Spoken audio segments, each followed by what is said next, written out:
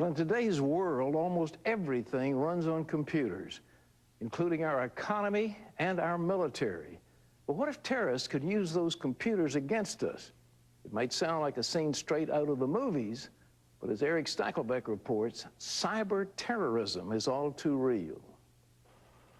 What if terrorists could steal your credit card information online or hack into a U.S. government website to remove their names from a no-fly list, even steal U.S. military and national security secrets?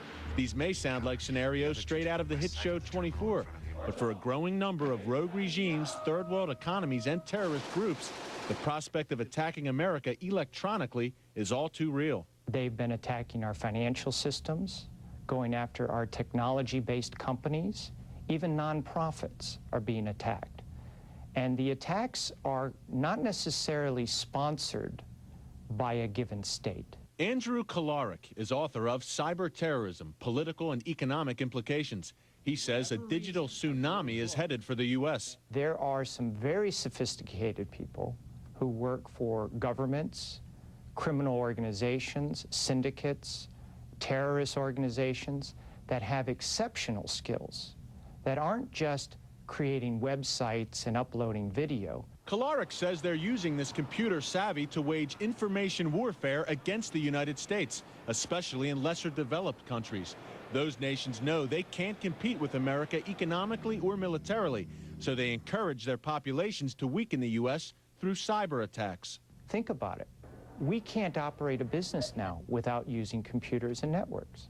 If you want to sabotage, or you want to gain intelligence, or you want to see what we are planning, then the best way is to hone skills in this area. And it's not just the third world that's discovered the benefits of attacking America's computer systems. Russia is interested in financial gain. So they go after our banking systems and all the support systems that go with that. China is really trying to get its economic infrastructure set up to be a world-class world power. And so they're using electronic espionage to take our trade secrets, our technologies, explore our military capabilities. Islamic radicals have also become experts at cyber terrorism, or what they call electronic jihad. This website, Al Jinan, gives instructions on hacking into other sites that supposedly insult Islam. Experts say the cyber attack is now part of jihadi basic training.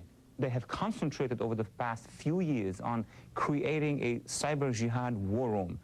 Many of their affiliates, not just in the Middle East, including in the West, possibly in the United States, have been focusing on trying to bring down websites, try to break into security websites, and also possibly trying to wreak havoc in the financial part of this international internet consortium. Dr. Walid Phares is the author of Future Jihad, Terrorist Strategies Against the West. He told CBN News of a recent U.S. government warning that al-Qaeda is seeking to attack online stock trading and banking websites. Al-Qaeda also publishes a monthly magazine devoted to cyber terrorism techniques. Al-Qaeda has a web of activists, and those activists want to have access. And access translates into identity, into financial channels.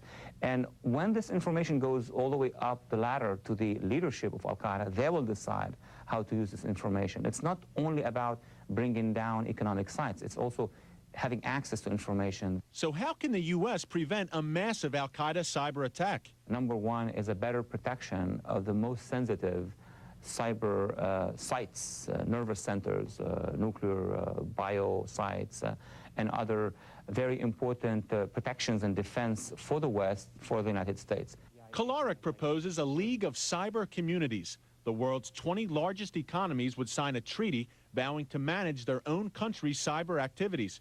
Member states would then deny traffic to any nation that refuses to crack down on cyber terrorists. The U.S. government says it's already taken measures to prevent such attacks. A spokesman from the Department of Homeland Security's Cybersecurity Division told CBN News, "We've fostered partnerships to respond to, mitigate, and deter cyber attacks. We've also raised public awareness of the importance of cybersecurity. DHS also maintains a 24/7 secure operations center which identifies and analyzes cyber threats and vulnerabilities."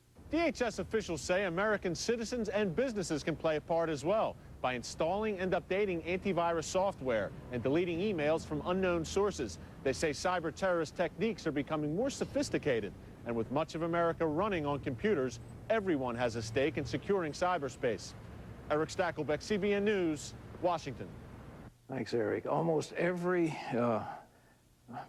institution, financial institution, nonprofit, university, whatever, has got cyber attacks. Somebody was just telling me that I think Morgan Stanley had something in the neighborhood of 4.5 million attacks a day. I know of one educational institution that has 300,000 attacks a day on its computer system, and it's just necessary to have intelligent, very savvy people putting up blocks constantly to keep out those who just camp computers against these sites and have them just work through all formulas, just night and day, hoping they can penetrate the information enclosed. So one more evidence that we're living, ladies and gentlemen, in a dangerous world.